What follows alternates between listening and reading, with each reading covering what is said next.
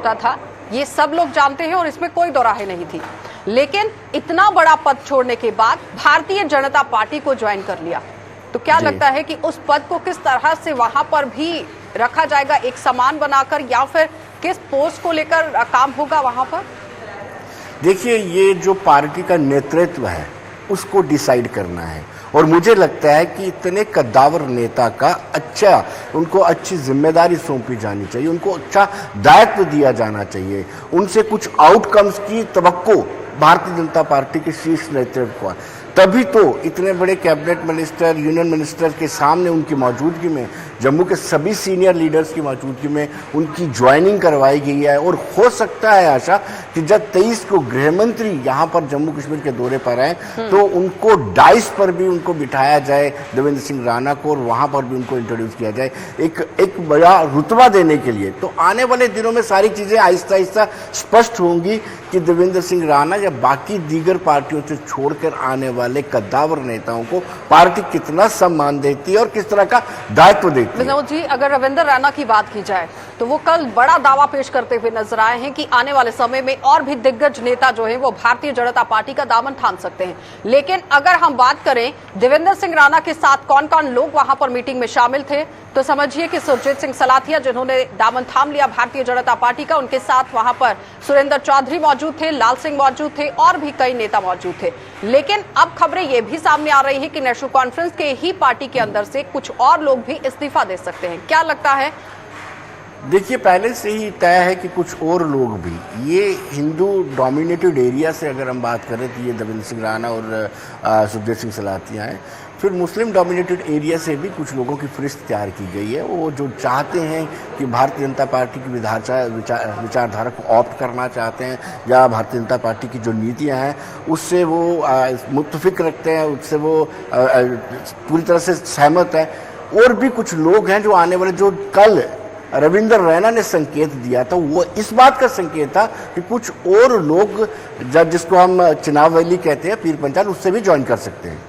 चलिए विनोद जी, बहुत बहुत धन्यवाद जुड़ने के लिए। तो फिलहाल आपने देखा कि हमारे ब्यूरो चीफ विनोद कुमार हमारे साथ जुड़े हुए थे, जो पूरी जानकारी दे रहे थे कि किस तरह से भारतीय जनता पार्टी को देवेंद्र सिंह राणा ने यहां पर ज्वाइन कर लिया है। एक बड़ा झटका नेशनल कॉन्फ्रेंस पार्टी को लगता हुआ। लेकिन अब देखना यह होगा कि क्या पीडीपी की तरह ही और भी नेता नेशनल कॉन्फ्रेंस पार्टी से निकलते हुए नजर आएंगे, क्योंकि अटकलें ये लगाई जा रही है कि नेशनल कॉन्फ्रेंस पार्टी के और भी कई दिग्गज नेता बाहर जा सकते हैं। और साथ ही साथ आपको यह भी बताते चले कि भारतीय जनता पार्टी की तरफ से भी बड़ा ऐलान और दावा पेश किया गया है कि आने वाले समय में भारतीय जनता पार्टी का दामन और भी कद्दावर नेता यहां पर थाम सकते हैं। लेकिन अब देखना यह है कि देवेंद्र सिंह राणा ने जब पार्टी को ज्वाइन किया है तो कौन कौन सी जिम्मेदारियां उन्हें सौंपी जाएंगी। आगे बढ़ जाएंगे, एक और बड़ी खबर से आपको रूबरू करवा देते हैं। आपको बताते चले कि राजौरी से भी बड़ी खबर देखने को मिल रही थी, जहां पर मुकम्मल तरीके से राजौरी जाने से पहले आपको यह दिखाना बहुत जरूरी है कि किस तरह से इंटरनेशनल बेइज्जती जो है वो अब 7 समुद्र पार होती हुई नजर आ रही है। लंदन में बसे हुए भारतीयों ने पाकिस्तान के खिलाफ यहां शेम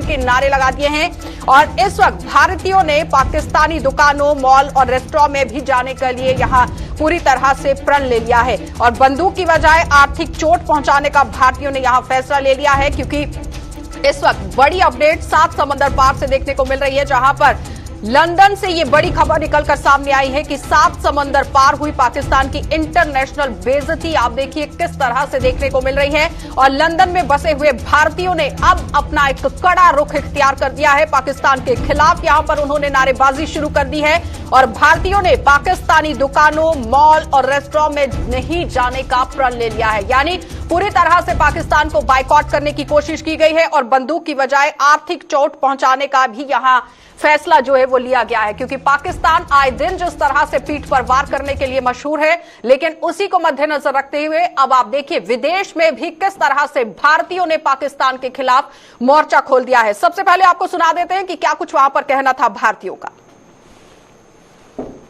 सबको प्रण लेना होगा, किसी भी पाकिस्तानी रेस्टोरेंट में जाना बंद करना होगा, किसी भी पाकिस्तानी रेस्टोरेंट बंद करना होगा। मैं मेरी सरकारों से तो अपेक्षा रखता हूं, पर मैं क्या कर रहा हूं ये मुझे अपने गलिबान में झांक के देखना होगा। पहले कसम खाइए आप लोग, आज के बाद किसी पाकिस्तानी व्यापारिक संस्थान में कदम नहीं रखेंगे। नाइट का ट्रेड नहीं करेंगे और उनका बूथ तोड़ देंगे। हर एक 130 करोड़ हिंदुस्तानी अपने स्तर पे किसी न किसी तरीके से पाकिस्तान को जवाब देगा। जरूरी नहीं है बंदूक उठाना, पर और भी कई तरीके हैं जिन तरीकों से हम हमारे 13 लाख उन भाइयों को सपोर्ट कर सकते हैं जो अपनी जान देने के लिए सीमाओं पे खड़े 24 घंटे। भारत माता की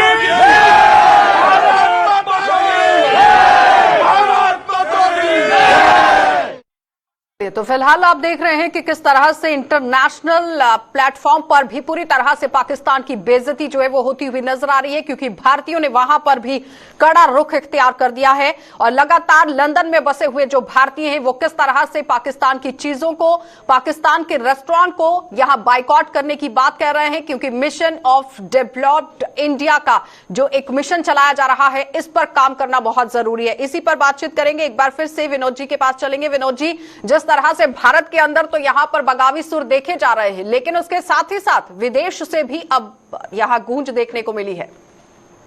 हाँ बिल्कुल आशा, जैसे शुरुआती दौर में क्रॉस एलओसी ट्रेड को बंद कर दिया गया था जम्मू कश्मीर में, वैसे ही विदेश में भारतीय मूल के, भले उनको नागरिकता वहां की मिल गई हो, उनमें भी रोष है जिस तरीके से पाकिस्तान की साजिश, पाकिस्तान एक षड्यंत्र के तहत सिलेक्टिव किलिंग करवा रहा है, एक समुदाय के लोगों को पॉइंट ब्लैंक से उनकी हत्या कर रहा है। इन सब की चिंताएं जो है, जो भारतीय मूल के लोग हैं चाहे किसी भी देश में रहते हैं, अब हम लंदन की बात कर रहे हैं, लंदन में जितने भी भारतीय मूल के वासी हैं जिन्होंने भले नागरिकता लंदन की ले ली हो, आज उनका रोष देखते ही बनता था। जिस तरीके से उन्होंने प्रोटेस्ट किया और प्रोटेस्ट करने के बाद सीधी सीधी चेतावनी दी थी कि जितने भी पाकिस्तानी के व्यापारी हैं उनके साथ हिंदुस्तान मूल का कोई भी व्यक्ति उनसे कारोबार नहीं करेगा। उन्होंने कहा कि जितने माल्स और रेस्टोरेंट्स हैं जो पाकिस्तान के ऑनर्स हैं वहां पर नहीं, एक चेतावनी पाकिस्तान को उन्होंने खुली क्या लगता है विनोद जी कि जब यहाँ पर घाटा पड़ेगा तो उसके बाद सबक सीखने की जरूरत है, क्योंकि आखिर पाकिस्तान जो है वो आर्थिक मंदी से आज भी जूझ रहा है। देखिए, पहले से ही फाइनेंशियल एक्शन टास्क फोर्स ने बड़ा कोशिश किया है और कुछ सैंक्शंस लगाई हैं, उसके बावजूद भी पाकिस्तान में जो आतंकी गतिविधियां वो कम नहीं हुई हैं। पाकिस्तान का तालिबान को खुलकर के समर्थन करना इस बात की पुष्टि करता है कि पाकिस्तान को इससे कोई फर्क नहीं पड़ता है, क्योंकि पाकिस्तान के अंदर जो हुकूमत है उस हुकूमत को या तो सेना चला रही है या ISI चला रही है या जो आतंकी संगठन है। इस तरह का प्रयास जरूर किया जा सकता है, कुछ सैंक्शन इम्पोज किए जा सकते हैं, कुछ चेतावनी, जैसे लंदन में भारतीय के लोगों ने चेतावनी दी है, एक डराया जा सकता है, लेकिन पाकिस्तान की मानसिकता इतनी गंदी है और इतने तरीके से वो मिलिटेंसी में इंडल्ज हो चुका है कि वो आतंकवाद की फैक्ट्री बन चुका है और उनका दबाव डालने के बावजूद भी कोई असर उनका नहीं पड़ रहा है। चाहे फाइनेंशियल एक्शन टास्क फोर्स की बात करें कि USA की बात करें, बड़ी सारी कंट्रीज ने इस पर सैंक्शन भी लगाया, लेकिन उसके बावजूद भी आतंकवाद लगातार चल रहा है। बिल्कुल विनोद जी, और सबसे बड़ी बात यहाँ पर विनोद जी ये है कि अंतर्राष्ट्रीय स्तर पर अगर पाकिस्तान की बात की जाए, हाल ही के दिनों में भी आपने देखा कि वहां पर भी किस तरह से पाकिस्तान ने अपना अराक जो है वो अलापा है, हर वक्त कश्मीर को मुद्दा बनाया जाता है। लेकिन अगर भारतीय मूल के लोग विदेशों में इस तरह से विरोध प्रदर्शन करते हैं तो जाहिर तरीके से बड़ा एक झटका जो है वो पाकिस्तान को लग सकता है। डेफिनेटली आशा, जिस तरीके से अगर लंदन में इस तरह का विरोध प्रदर्शन हुआ है, बाकी मुल्कों में भी होता है, एक दबाव की स्थितियां उत्पन्न हो सकती हैं। लेकिन जैसे मैंने कहा कि पाकिस्तान मूलतः आतंकवाद से घिरा हुआ है, आतंकवाद की फैक्ट्री पाकिस्तान को कहा जा सकता है। इस तरह के छोटे मोटे दबाव से उन पर असर नहीं होता है। एक बड़ा दबाव जो पड़ रहा है फाइनेंशियल एक्शन टास्क फोर्स का ही पड़ रहा है, जिसने पाकिस्तान को ग्रे लिस्ट में रखा हुआ है। चलिए, बहुत बहुत धन्यवाद विनोद जी जुड़ने के लिए। तो फिलहाल आपने देखा कि विनोद जी हमें पूरी जानकारी दे रहे थे कि किस तरह से विदेशों में भी अब पाकिस्तान के खिलाफ नारेबाजी किस तरह से उठ रही है, वो देखने वाली बात है। लेकिन सबसे बड़ी बात यहाँ पर यह है कि पाकिस्तान जो है वो सुधरने का नाम नहीं ले रहा, चाहे वो अंतर्राष्ट्रीय स्तर हो या फिर राष्ट्रीय स्तर हो। हर एक जगह पर पाकिस्तान जो है वो देखिए किस तरह से अपनी हरकतें करता हुआ नजर आ रहा है। एक आतंकी मुल्क घोषित होने के बावजूद भी यहाँ किस तरह से हरकतें हो रही हैं, ये देखने वाली बात है। आगे बढ़ जाएंगे, राजौरी आपको लिए चलते हैं, क्योंकि राजौरी से बड़ी खबर देखने को मिल रही है, जहां पर लगातार सुरक्षा बलों और आतंकियों के बीच में मुठभेड़ शुरू है और सुरक्षा बलों के यहां चमरेर जंगलों में सुरक्षा बलों ने पूरी तरह से इन जंगलों को घेर लिया है। सुरनकोट के चमरेर जंगलों को सुरक्षा बलों ने यहां पर पूरी तरह से घेरकर तलाशी अभियान जारी कर दिया है और गोलाबारी में सेना का एक JCO और साथ ही साथ 4 जवान गंभीर रूप से घायल हो गए हैं। मौके पर 3 से 4 आतंकियों की मौजूदगी की यहां सूचना बताई जा रही है कि 3 से 4 आतंकी वहां पर मौजूद हो सकते हैं और सुरनकोट में आतंकियों और सुरक्षा बलों के बीच में मुठभेड़ लगातार यहां पर जारी है। और सुरनकोट के चमरेर जंगलों की बात करें तो यहां पर यह एनकाउंटर चलता हुआ नजर आ रहा है, लेकिन गोलाबारी में सेना का एक जेओसी और 4 जवान गंभीर रूप से घायल हो गए हैं और मौके पर 3 से 4 आतंकवादियों की मौजूदगी यहां पर बताई जा रही है। ज्यादा बातचीत के लिए इस वक्त हमारे साथ जमशेद मलिक हमारे संवाददाता जुड़ चुके हैं। जमशेद, क्या कुछ अपडेट है? जी गुरु जी, इस वक्त बड़ी खबर आ रही है सुरनकोट चंबेल इलाके से कि 4 जो हमारे 5 जवान घायल हुए थे, इनमें से एक देसी और चाम जवान थे, इन पांचों के शहीद हो चुके हैं। ये इस वक्त बड़ी खबर वहां से सुरनकोट से आ रही है और इस वक्त भी इनकाउंटर का सिलसिला लगातार जारी है। देर रात से शुरू हुआ ये सर्च ऑपरेशन अब इनकाउंटर में तब्दील हुआ है, जिसमें हमारे 5 जवानों के शहीद होने की खबर इस वक्त सामने आ रही है। जी, मेरी आवाज पहुंच रही है आप तक? फिलहाल आपको अपडेट बता रहे हैं कि किस तरह से सुरनकोट के अंदर लगातार वहां पर सर्च ऑपरेशन चलाया जा रहा है, तलाशी अभियान चलाया जा रहा है। जमशेद, मेरी आवाज आ रही है? लेकिन साथ ही साथ आप देखिए कि 3 से 4 आतंकवादी वहां पर छिपे होने की आशंका बार बार जताई जा रही है और साथ ही आप देखिए कि जवान के घायल होने की भी खबर निकलकर सामने आई है। लेकिन उसके साथ ही यहां से सुरनकोट के अंदर से अपडेट लेना बहुत जरूरी था। आए दिन जिस तरह से घटनाएं देखने को मिल रही हैं। जमशेद, मुझे सुन पा रहे हैं? अस्सलाम वालेकुम सर।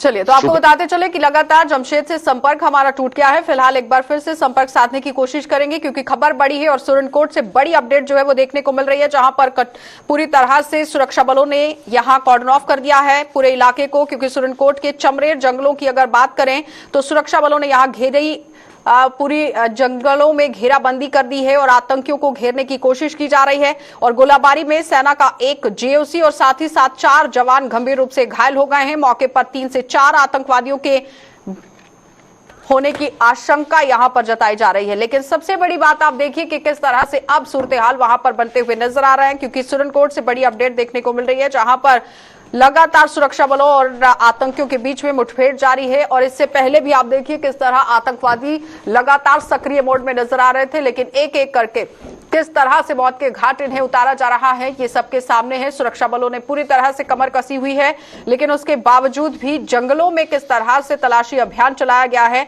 ये देखने वाली बात है। क्योंकि लगातार जवानों के घायल होने की भी खबर सामने आई और साथ ही साथ अब किस तरह से वहां पर सूरत-ए-हाल थे ये जानना बहुत जरूरी है। क्योंकि गोलाबारी में सेना का एक जेओसी और 4 जवान गंभीर रूप से घायल बताए जा रहे हैं और मौके पर 3 से 4 आतंकियों की मौजूदगी की भी सूचना यहां पर सामने आ रही है।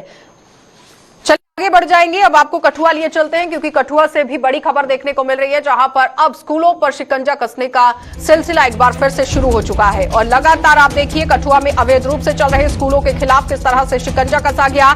सीओ कठुआ ने लखनपुर में अपनी टीम के साथ यहां छापेमारी की है और रोक के बावजूद एक स्कूल में पढ़ाए जा रहे थे छोटे छोटे बच्चे, यानी छोटे छोटे बच्चों को पढ़ाने में रोक लगाई गई थी कि कोरोना के दौरान छोटे छोटे बच्चों को स्कूल में नहीं बुलाना है, लेकिन उसके बावजूद भी किस तरह से वहां काम चल रहा था इस पर आज एक्शन होता हुआ नजर आया है। सीओ ने स्कूल प्रबंधन को मात्र चेतावनी देकर ही यहां खानापूर्ति कर दी है, जिस पर कार्रवाई करने की जरूरत थी, कार्रवाई नहीं हुई है, जिसकी वजह से एक बड़ा सवाल खड़ा होता हुआ नजर आ रहा है। क्योंकि कठुआ में अवैध रूप से किस तरह से यहां पर स्कूल चलाया जा रहा था इस पर आज शिकंजा कसा गया है। स्कूल में छापेमारी की गई सीओ की तरफ से और रोके जाने के बावजूद भी स्कूल में यहां छोटे छोटे बच्चों को पढ़ाया जा रहा था। ज्यादा बातचीत के लिए सरबजीत हमारे साथ जुड़ चुके हैं। सरबजीत, किस वजह से स्कूल में बच्चों को पढ़ाया जा रहा था?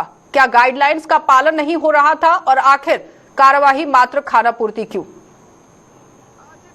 जी बिल्कुल, जिस तरह से कोविड की गाइडलाइन है कि सिर्फ 10वीं और 12वीं की कक्षा ही जो है वो यहाँ पर लगेंगी, उस पर भी साफ जो है जिला प्रशासन की ओर से आदेश जारी किए गए हैं कि 12वीं के जो विद्यार्थी हैं जिनकी आयु 18 वर्ष से अधिक है उनको वैक्सीनेटेड किया जाए और जो 10वीं के छात्र हैं जिनकी आयु 18 वर्ष से कम है कम से कम उनका कोविड जांच जो है वो जरूर की जाए। हाल ही में आपने देखा कि कठुआ से 11 केसेस सामने आए थे, बावजूद उसके अभी भी ये चोरी छिपे कुछ स्कूल जो हैं वो यहाँ पर ऑपरेशनल हैं। गाइडलाइंस की धज्जियां जो है यहाँ पर उड़ाई जा रही हैं। वहीं सीओ कठुआ आज खुद यहाँ पर पहुंचे हैं और खुद उन्होंने यहाँ पर आके देखा है कि किस तरह से छोटे छोटे बच्चों को यहाँ पर स्कूल में बुलाया गया था।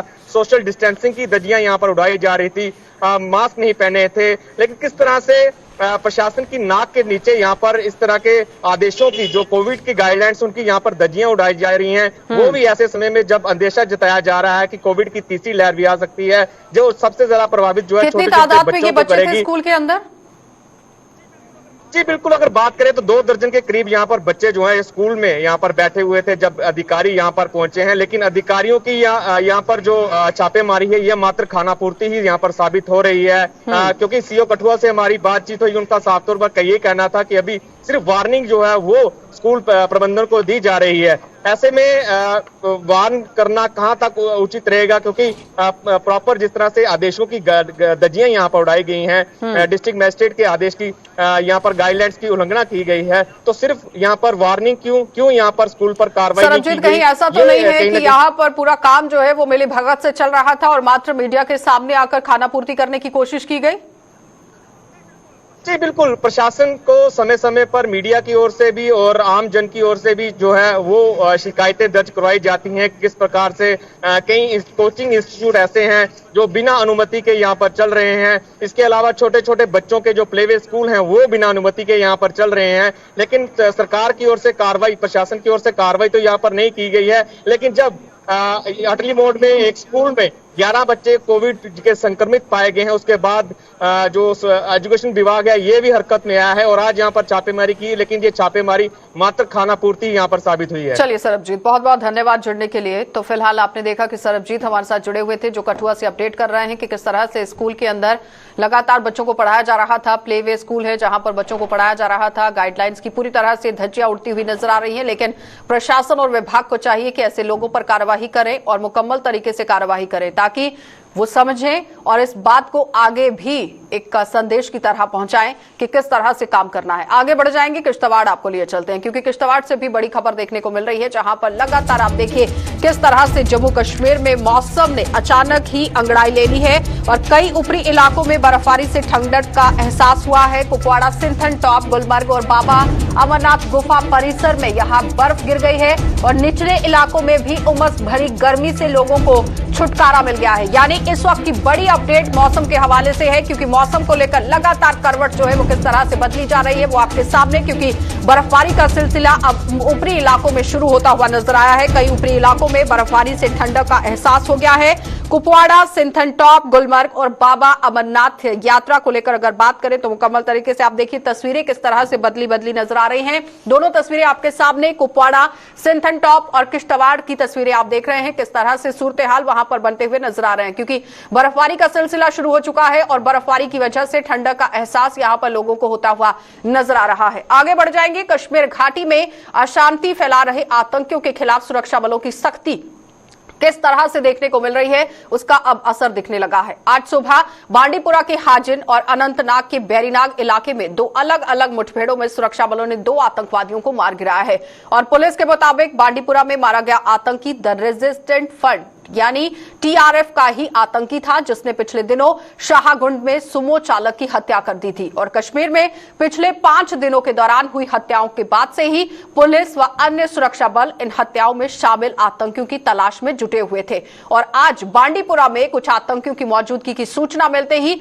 एसओजी, सेना और सीआरपीएफ का संयुक्त दल बांडीपुरा के हाजिन इलाके में पहुंच गया और आतंकियों की तलाश शुरू कर दी गई। जैसे ही सुरक्षाकर्मी आतंकियों के ठिकाने के नजदीक पहुंचे, वहां पर छिपे हुए आतंकियों ने उन पर गोलाबारी शुरू कर दी। सुरक्षा बलों ने पहले तो उसे आत्मसमर्पण करने के लिए कहा, लेकिन जब वे नहीं माने तो जवाबी फायरिंग में उसे मार गिराया गया। सुरक्षा बलों ने शव को अपने कब्जे में लेने के बाद जब उसकी पहचान की तो पता चला कि ये टीआरएफ का ही आतंकी है, जिसने कुछ दिन पहले सुमो चालक की हत्या की थी और आतंकी की पहचान इम्तियाज अहमद डार के रूप में की गई। वहीं इससे पहले सुरक्षा बलों ने तड़के 2:30 बजे के करीब साउथ कश्मीर के जिला अनंतनाग जिले के ही खड़गुंड बैरीनाग इलाके में एक आतंकवादी को मार गिराया और इस मुठभेड़ में हालांकि एक पुलिसकर्मी भी घायल हो गया। इलाके में छिपे हुए आतंकियों को सुरक्षा बलों ने आत्मसमर्पण करने के लिए कई बार मौका भी दिया, लेकिन हर बार उसने सुरक्षा बलों की अपील का जवाब अपनी गोली से ही दिया और इस दौरान एक पुलिसकर्मी भी घायल हो गया। वहीं जवाबी फायरिंग में आतंकवादी मारा गया। घायल पुलिसकर्मी को इलाज के लिए यहां पास के अस्पताल में भर्ती कराया गया है और मारे गए आतंकी के पास से पिस्तौल, उसकी मैगजीन और ग्रेनेड बरामद किया गया है।